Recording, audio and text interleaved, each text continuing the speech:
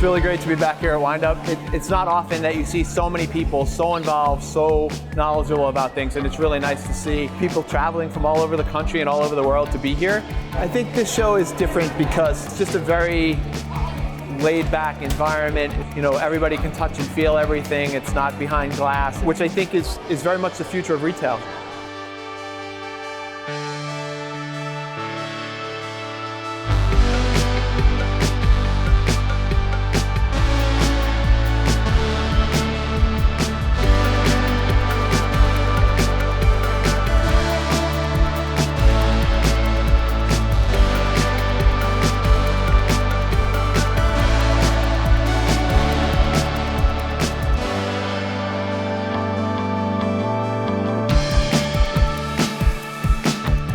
I'm from Iowa, so we don't have a whole lot of watch culture there. So being able to be immersed in this kind of experience with all the people and putting names to faces, it's been amazing. I've loved it.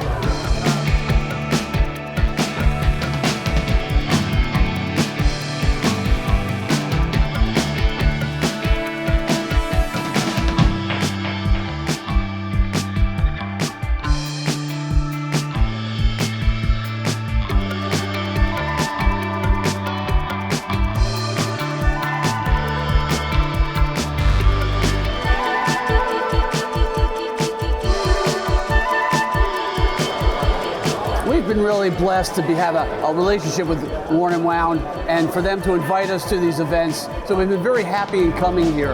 And the neat opportunity to meet all of these new independent watchmakers doing a lot of creative things that are not driven by the market, driven by Europe, driven by other concepts, but just individual artists and creative watchmakers putting wonderful products out on the market.